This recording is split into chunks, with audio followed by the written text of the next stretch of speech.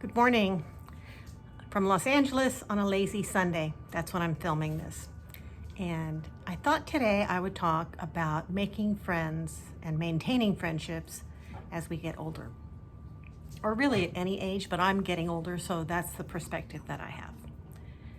So I have been blessed with some fabulous friendships that have gone back decades. For me, I've noticed that the friendships that I make, I almost always make them instantly. Like I'll meet somebody and we'll just click. Like we're just on the same page. We laugh at the same things, we get each other's humor. Not everybody gets my humor sometimes, but I've noticed that every friend that I've had, I've made on the spot. And those types of friendships don't come around very often. You know, I've got 3 or 4 of those, and that's it. I have been blessed enough to be able to keep them around in spite of some of my idiosyncrasies and quirks and stubbornness, bullheadedness, but they remain. A couple videos ago, I made a video about getting ready to retire. And that's something that I am working towards for next year. And really the driving force is I don't get to see my friends enough out here. I have friendly neighbors and I have friendly acquaintances, but I don't have any of those lifelong true friends out here. I've tried to make some new ones, and there are some lovely people out here. I've got great neighbors. I've got people that dog walk like I do that are friendly. But what these people have is, you know, they've lived here their whole lives, and they've got family and they've got friends that they've had for decades. And I'm a newcomer, and it can be hard to break into a friend group when you're the newcomer. Earlier in the year I tried. After my surgery, I thought, you know, I need to get more social.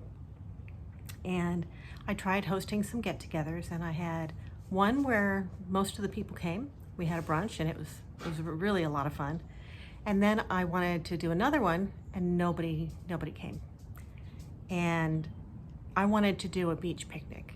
I thought it'd be fun. I bought all the gear. I bought gear as in like meditation pillows and fluffy pillows, and like even a little low like coffee table that I could set things out on, because I like entertaining. So I thought it'd be fun. Nobody could come. The timing was bad. I mean, it's not like they hated me or anything. It's just bad timing. And I was working a lot, so there wasn't a lot of wiggle room in when I could host this. And then I saw one of my friends post that she had done that exact thing like a week after she couldn't come to mine. And I wasn't invited. She went with her bestie, which is fine. But it just drove home how much my people aren't here. You know, my acquaintances are here and my friendly neighbors are here. But those people that you can count on when you're feeling blue, when you're going through a divorce, when you're getting brain surgery, the people that will drop what they're doing and come and take care of you, those people weren't here. They're all in other places. And so that's kind of what I wanted to talk to you about today, is how do you make friends like that, and how do you keep them, and what do you do if you don't have them? You know, because I think at some point all of us will be in each of those stages. Right now I have those friends, and I'm so grateful. You know, I've met them over the years at various places. I've met 2 of them I met through another one. Like sometimes it snowballs, you know, friends, you can make better friends out of people that you're introduced to from acquaintances. That happens. You know, a lot of it is people that you meet through work or customers or, you know, friends of friends. And I think that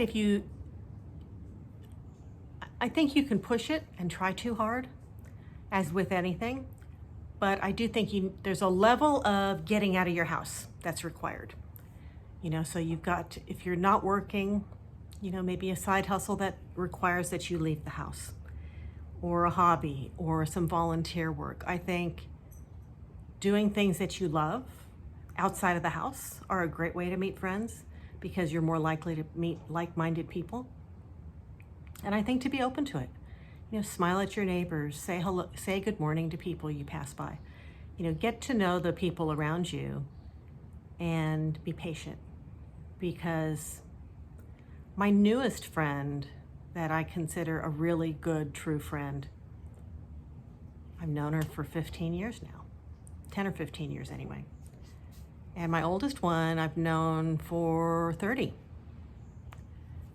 Actually, no, I take that back. I've got one that's a very good friend that we're not super close anymore, but I've got one elementary school friend, a girl that I met when I was in the 5th grade.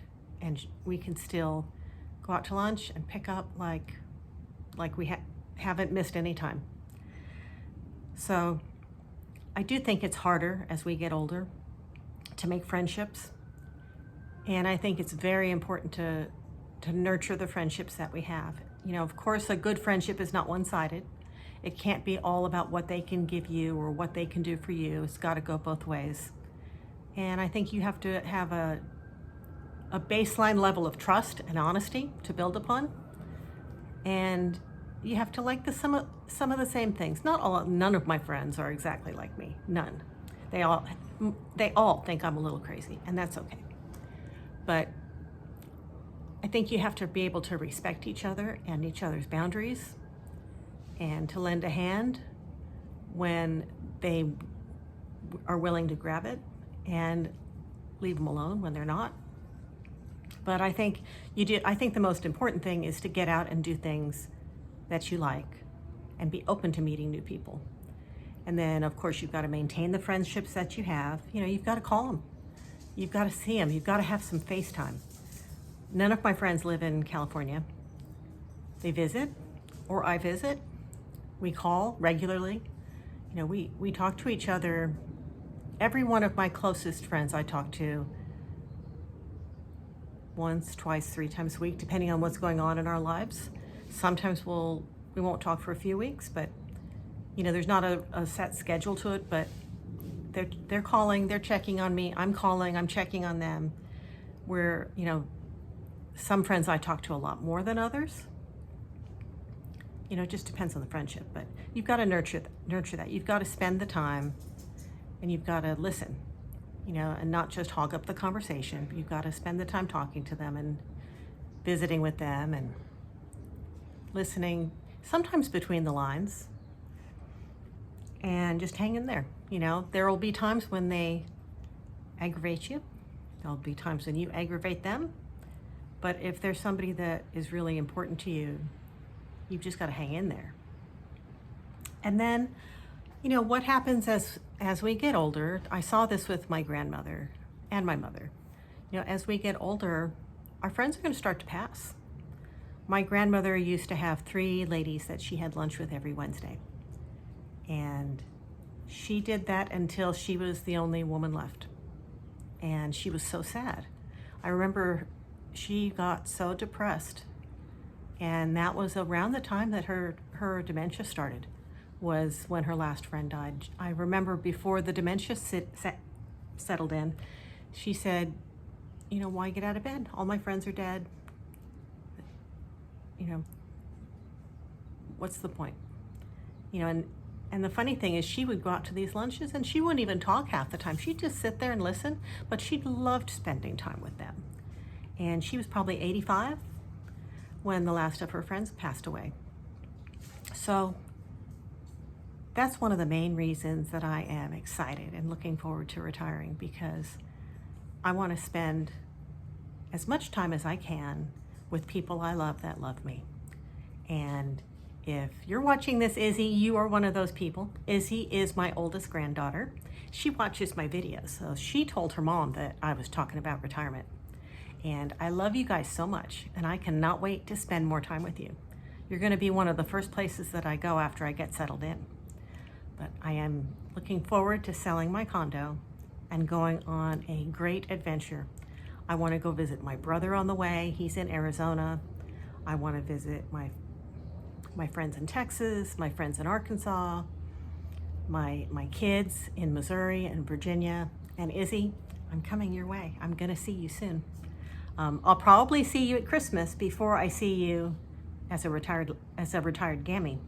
But I'm just so excited. So I think when your friends start to pass, I can't imagine anything sadder. But that's part of life. It's part of the way things go. And it doesn't mean that you can't make younger friends or newer friends. I know that my neighbors were my mom's best friends. And when she passed, I looked in on them and I became friends with them, and they were a full generation older than I was, but I really enjoyed them. So I would say be open to older people, be open to younger people, spend more time with your kids and your grandkids if you can. And I think the friends that are meant for you will find you. But you got to get out of the house. So that's my 2 cents on the friendship issue. I saw a couple other ladies talking about friendship in your 60s and 70s. And I thought I would jump on because I have been very blessed with the best of friends. When I had my brain surgery and my kids weren't able to take off from work and get away from the kids to come and help me recuperate, my friend Kristen, shout out to Kristen, once I'm retired, I'll hopefully talk her into getting on camera and so you can see what she looks like. But she took 3 weeks off, and she worked from home. She brought her computer. Her boss was kind enough to allow it, and she took care of me. And I was in bad shape right after the brain surgery. So, friends like that, you can't put a price tag on that. And there's really no reason for me to be staying out here in Los Angeles just to make money, when if I lower my expenses more, I won't even need to. So the more I look at the numbers, the more this all makes sense. I talked to a real estate agent yesterday, and he's going to come by and look at the place tomorrow. I told him my timeline, and he was fine with that. So I did get the ball rolling, but it's gonna take me a little bit of time. I've got to clear the place out and figure out what I'm going to keep and what's going to go. And it's a whole big thing. I've moved a lot of times. I know exactly what's involved in it. I've probably moved 20 times in my lifetime. No joke, and no exaggeration. I have moved a ton. My second husband was a field service rep for a big defense contractor, and they moved us every year, and we were married for 10 years. We moved 10 times in 10 years, and that was just one 10-year period in my life. After the divorce, I moved a bunch. Before the divorce, we moved nonstop. So I can pack up a house, and I can let things go. So that's my superpower, probably. Anyway, hang in there, get out of the house, smile and say hello to the people around you, and I hope that you have a wonderful day that you're grateful for, and I hope something fantastic happens for you and to you today. I'll see you next week.